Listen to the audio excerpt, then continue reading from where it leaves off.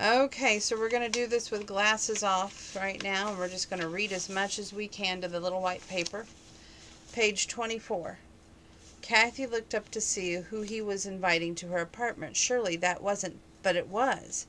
Amos threw an arm around Angel's shoulder. Kathy, I don't know if you've met my new team. This is Angel Avery, Merle's niece, and this is the best damn petroleum engineer in the whole state of Texas, Travis Henry. He's been working with me for several years. The trailer's living room will house our office. For one bedroom will serve as a filing room. The other will be where Travis will be living the next couple of months. Meet your temporary new neighbor, Travis. This is Kathy Odell. She owns the Honky Tonk.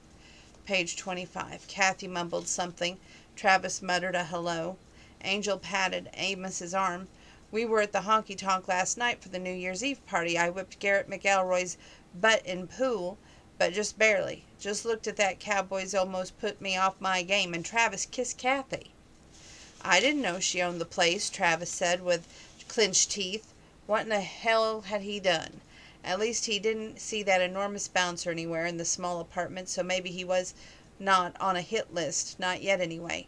Damn, Travis, I swear you have no tact. Forgive him, Kathy. He's outside material. I'll try to get him housebroken so he won't be a horrible neighbor, Angel teased. You kissed Kathy? Amos asked. New Year's kiss. You can bet it won't ever happen again, Travis said. That's right, Kathy smarted off. Well, it looks like you two got things worked out between you two. Let's get out of here and let Kathy go back to sleep. She's unbearable when she first wakes up. We don't want to get bit. Amos chuckled and ushered them onto the porch. Kathy rolled up into a ball and moaned. He would be living within spitting distance of her back door. So much for not having to ever deal with him again. Why in the devil didn't you tell me that bartender was the owner? Travis sputtered when they were outside. Page 26. Angel ignored the question and explained to Amos that Travis kissed her at the stroke of midnight without asking. Amos threw back his head and roared, Never a dull moment at the Honky Tonk, is there? I can't wait to tell. He stopped. Who? Angel asked. No one, just slip of the tongue. So you kissed Kathy without her permission. Are you and you are alive? Count your blessings, Travis, Amos said. Why? You'll figure it out. Well, I thought the owner had some old broad. That bartender was just hired help, he groaned. He'd never tell Amos and Angel that kiss had stayed hot on his lip for hours after that barmaid Kathy had been in his dreams last night. Angel poked him in the ribs. That's what happens when you think about anything other than finding oil. For the next 8 weeks, I'm staying in the field and thinking of nothing but oil, he declared. Amos chuckled. Don't lie to me, son. If you can kiss something that looks like Kathy and not ever think about it again, then there's something terribly gone wrong with that brilliant brain that's been working for me all these years. Chapter 2. And this is page 27. Blessed quietness filled the car. A few snowflakes fell from the gray skies, but nothing would accumulate according to the weatherman. Kathy reached out to turn on the radio, but pulled her hand back. The silence was wonderful, especially waking up to that noisy machinery and yelling men. The bright red Cadillac was a joy to drive, and Kathy still couldn't believe the car was hers, or the honky-tonk, or the Harley cycle. She pinched herself at least once a day to make sure it was real. Daisy had always said that the Toby Keith's I Love This Bar was her theme song, and the only way she'd ever leave it was if they carried her cold dead body out the front door, and she'd die with her fingers wrapped around a long neck bottle of Coors beer. It hadn't happened that way, but Kathy made the same boast after Daisy married Jared and moved to Oklahoma. Jared was one of those special men that only God made one of and broke the mold, so Kathy had no misbegotten illusions that she'd get the same miracle in her life that her cousin had just gotten. Besides, after Brad Alton, Kathy didn't trust her own judgment anymore. She loved Brad, accepted an engagement ring from him, and let him move into her apartment. For all that she'd gotten to fall on the floor and he be whipped with a belt while he screamed obscenities at her. Travis might always be a wonderful man as a sexy one, but Kathy couldn't take a chance. Another mistake like Brad would wipe her out, the very last thread of her self-confidence. She passed 2 pickup trucks before she made a right-hand turn toward Gordon. A couple of deer grazed in the ditch beside the road. They raised their heads, but didn't bolt and run when she passed them. A little farther down road was a mama skunk with a couple of half-grown babies behind her scooted across the road. Anger replaced peace in her heart. Progress came at a price, but what did it have to come out of her yard? Most weeks she saw at least a dozen deer from the kitchen window, and poor old rascal Possum she fed dry cat food to the porch would never wander through the maze of trailers. Come Monday, the only view would be a tin-can trailer house pickup truck and travel trailers. The only wildlife would be thirsty oil men and lusty women and men in the Honky Tonk. She had aggravated about change when she made a right-hand turn onto Jesse's ranch. 300 acres of rolling hills covered up the mesquite and rocks with a few head of Angus roaming about here and there. 2 extra trucks in the driveway, and that wasn't the only dinner guest that day. Well, crap, she fussed. She looked forward to a lazy afternoon with Jessie, Leroy, Sally, and without anyone else around. Call it downright selfish, but Kathy figured she deserved it after the way the day had started. Sharing another bit of her life with strangers didn't seem a damn bit fair. She crossed the yard slowly, wiped her boots on the doormat, and knocked. The house was 3-bedroom white frame with a white porch flanked on either side by the dormant rose bushes, according to Jessie. The roses were in the live or die situation. They could either live or they could die. But she wasn't telling them bedtime stories and hand-picking aphids from the way that her grandmother had. That almost put a smile on Kathy's face, but not quite. "Come in," Jessie called out. Kathy stepped inside and slung her coat on the rack beside the door. Jessie called out from the sofa in the living room, "Happy New Year's Day. We're at the end of the parade, everyone. This is Kathy Odell. I'm sure you already met. She owns the Honky Tonk." Jessie had her naturally red hair, freckles across her nose. Red was not the best color, but she wore a Crayola red sweater that day with her jeans. Kathy looked around the room and came close to grabbing her coat, and lightning struck right back to the safety of the Honky Tonk. Jessie, Merle, and Leroy sat on the sofa. Sally and Travis Henry was on one love seat, and Angel was on the other. "Hi, Kathy. I didn't know you were having dinner here today," Angel said. Jessie patted the sofa between her and Leroy. "Sit, girl. After all that standing last night, your feet's gotta be tired." Merle piped up from the corner, "Did you know that Travis kissed her?" Kathy wished she could dig a hole, fall into it, and pull the dirt in with her. "It was New Year's Eve," Kathy said. "If I'd known what a stir it was going to kick up, I wouldn't have done it," Travis said. 28, 29, and 30. Jessie laughed. "You are an idiot. I don't know a man alive who wouldn't give his left something or other to kiss Kathy, or would have apologized for it." Travis indeed intended to shoot Jessie a dirty look, even if he was a guest in her house. But when she winked and chuckled, in my defense, I had no idea that she was the owner. I figured someone with a name like Kathy had to be 60 years old. Besides, what a pretty young lady like you doing in a place like that anyway? Sally slapped his arm playfully. "That is a line older than me, and it wasn't a good one when it was new." Sally was Leroy's 23-year-old daughter, whom graduated college and got a midterm position in Gordon as kindergarten teacher. She moved in with Leroy and Jessie a couple weeks before. Her mother was Asian, and Sally had inherited her barely toasted skin, almond eyes, and complexion, what a modeling agency wouldn't pay big bucks for.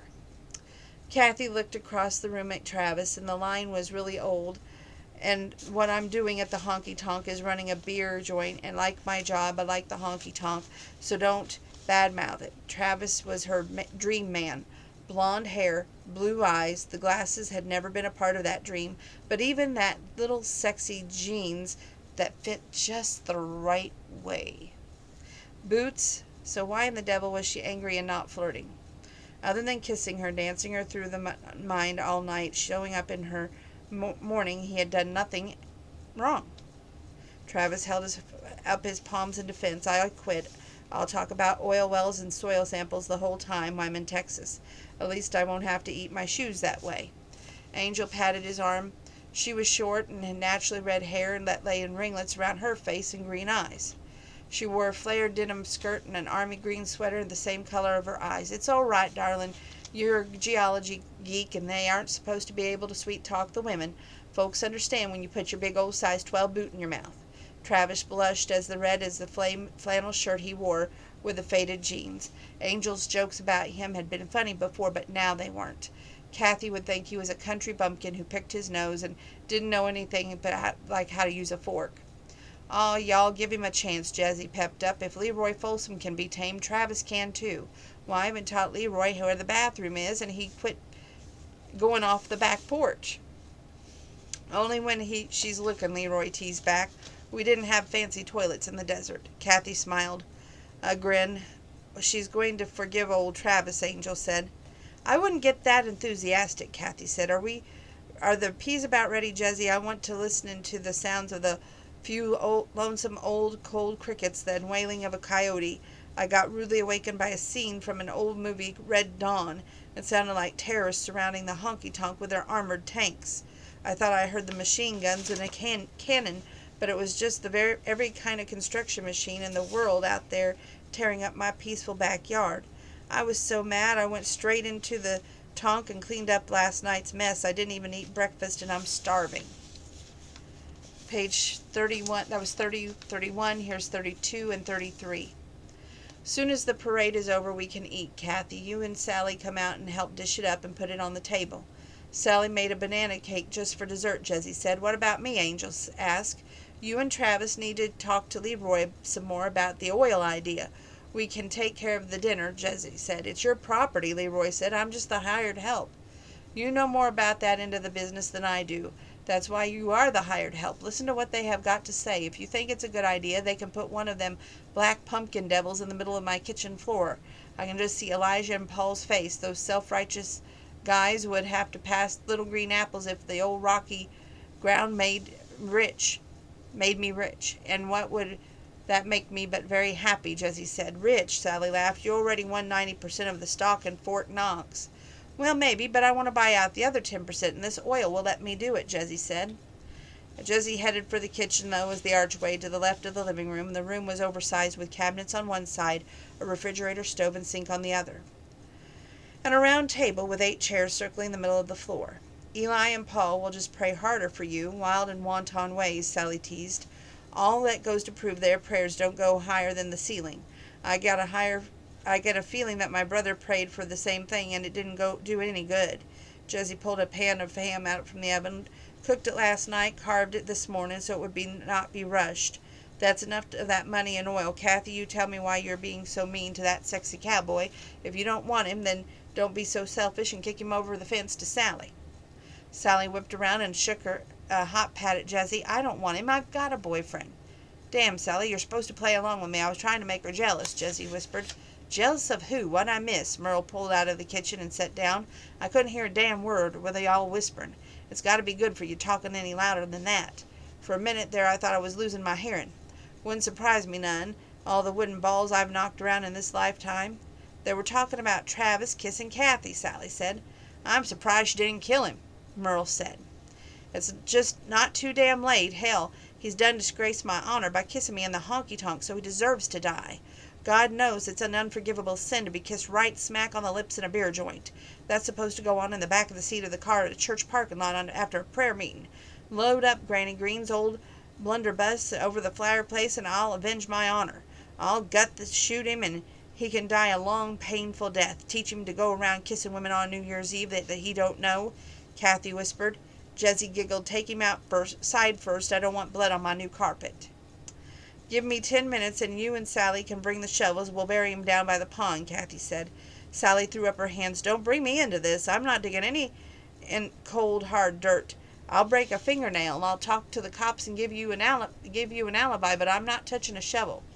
32, 33, 34, 35. Kathy smiled. "There's nothing to worry about. He's not my type. I like bad boys, and he's too pretty to be a bad boy. He's not much good for anything other than oil wells." Jesse began stacking ham slices on the oversized platter. "Maybe he's good in bed, but ever think of that, with all those muscles to wrap around, those blonde curls to hang on to? I bet that cowboy would give you a dang fine ride." "Remember that old song that you said not to call him a cowboy till you seen him ride?" Kathy asked. "You gonna see if he's a cowboy when he shucks out the boots and belt buckle. Did you notice that he had a bull rider on it?" Jesse asked. Heck no, and you shouldn't be looking at that area of his anatomy either. Kathy blushed. Why not? If he's wearing a big silver buckle with a bull rider on it, then he's begging to be looked at. And a woman's eyes can't help but fall a few inches further down to check out things. You're not innocent, Kathy, Sally said. Honey, I was the inspiration for Gretchen Wilson's redneck woman, and I'll look at any belt buckle I want to, Kathy declared. Leroy called from the living room. Dinner about ready in there? Heard 'em in the... Jessie said, I'm putting in the peas in the bowl now. Jessie sat in the head of the table with a Leroy to the right and Angel to the set to her right.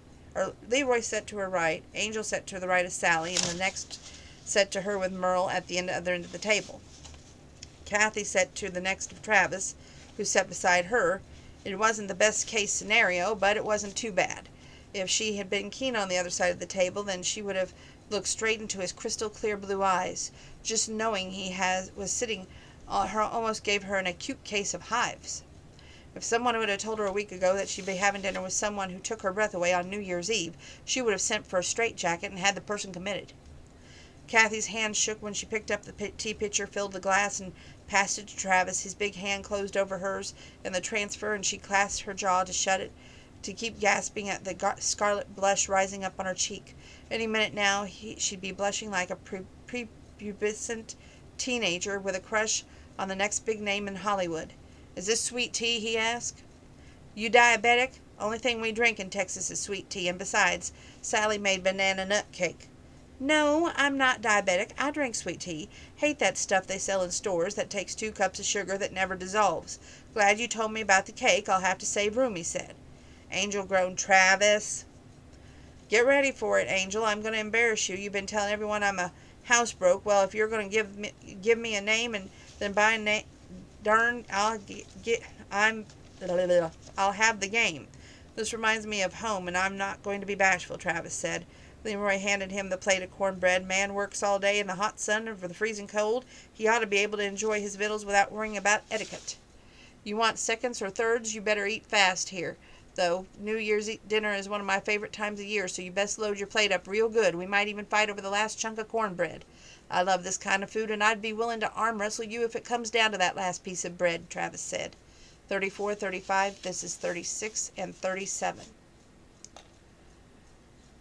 He was glad to have a table full of folks around him on the holiday. He'd even like it better if one of his sisters was sitting beside him instead of the bartender who thought she was mean enough to take him on in a fist fight. He wasn't a fighter by nature, but a lover, and he damn sure didn't want to fight something that pretty.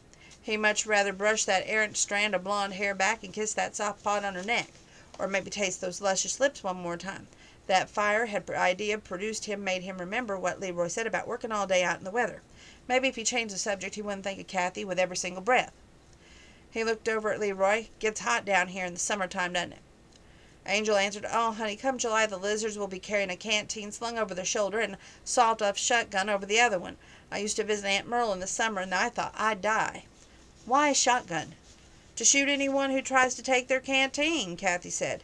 Travis laughed with everyone else. Well, then I've been warned. Summer will be hot, except I expect I won't be in this area when it gets hot. We get 2 months to bring in this well, and Jessie's land looks good. Like the day it comes in, I'll be gone. The ham is delicious, and what's your secret in the peas? They taste smoky. Jessie smiled. Granny Green taught me to cook, and she used lots of bacon drippings for seasoning. That's what's in the peas. She said a woman like me had to best learn to cook because that'd be the only way I ever got a man. Why'd she say something like that, a woman like you? What's wrong with you? Angel said. I'll tell you the short form. Granny Green had a son, Joshua Noah, who was born with a perfect halo that floated exactly 6 inches above his head at all times. Not once from the womb to the tomb did that thing ever get off kilter. He grew up to be a fine preacher man and had 2 godly sons of his own. Named them Elijah and Paul right out of the Bible, like he and his wife, Deborah, had been. My mother was 2 years younger than my uncle and had been named Rachel Ruth. She had only holy names, but somehow she'd been hiding behind the door when they gave out the baby halos in the nursery. But when they were giving out the hellion horns, she did get a set of those. She got a degree in the business and went to work in Dallas. She was in her late 20s when she got pregnant, and she did not get married. Granny threw a fit, and that's putting it mildly. She told Granny not to fret. She would name her child right out of the Bible, just like David and Samuel. She named me Jezebel. Granny thought I was the devil reincarnated into red-haired kid body. Anyway, that's the reason Granny thought I needed to cook. Tainted as I was, not too many men would ever look at me. You ever get married? Angel asked. 36, 37, 38, and 39. Hell no, Leroy did 3 times and proved it wasn't for either one of us. Didn't you? She looked at him with confirmation. She's right. I should have listened to her. We was best friends from the time we both crawled on the school bus out of Burgess-Tell, Oklahoma on our way to kindergarten. All 3 times of my days of my wedding she said I was making a big mistake. I didn't listen. Got Sally out of the first deal, so I can't gripe. The next 2 didn't last long enough to produce anything other than bad feelings, Leroy said. How about you, Kathy? Angel asked. You ever been or expecting to get married any time soon? That wouldn't be a no, but a hell no. I have not been, do not intend to be. When I die, I will have never been. They're going to take me out of that honky-tonk with my cold dead fingers wrapped around a Coors bottle after I've worked all week. Now it's your turn. You ever been married, Angel? I'm only 23. I've been in school my whole life, but that could change if the right cowboy came along and asked me at this point in my life. I think I'm ready to fall in love, Angel said. Kathy wanted to ask Travis about his love life, but the words just wouldn't go from her brain to her mouth. Instead, she looked across the table and said, What is it that you and Travis do anyway with that oil business? Travis and I are petroleum engineers. We go in the first and determine if it's a possibility of oil, and he's right about the 2 months. We only start drilling. Amos says we got that long to bring in or move. That's why our operation behind the honky-tonk is only temporary, Angel said. We'll bring one in. Angel can smell it. I swear her nose is as good as an old divining rod. It twitches if you look real close at it, Travis said. Angel pointed at a bowl of potatoes. Pass those, please, and you're just paying me no compliments, so I won't say anything else about embarrassing you, darling. If he really is her darling, then why did he kiss her on New Year's Eve? There's too much age difference for them to have gone to school together, so what are they to each other? Kathy wondered. Travis sent the potatoes around to her. Yes, I do love you, sweetheart. I've always loved you. You should have been my 5th sister instead of my bratty cousin. Something akin to a helium balloon rose in Kathy's spirits.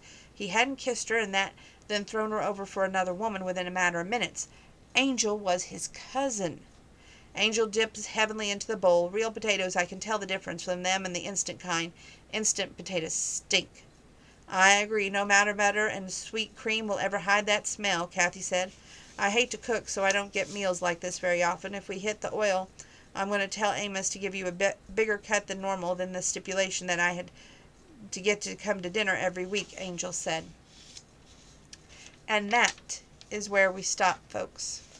So we're going to pick up again tomorrow. I hope to finish, hell yeah, by at least, Thursday at the latest. So stay tuned. We're going to read some more tomorrow. We got a little dent tonight. So, love y'all. God bless. Make sure you're keeping your social distance. Make sure you're wearing your mask and you're washing your hands. When you can't wash your hands, use that hand sanitizer. Stay safe. Stay well. God bless.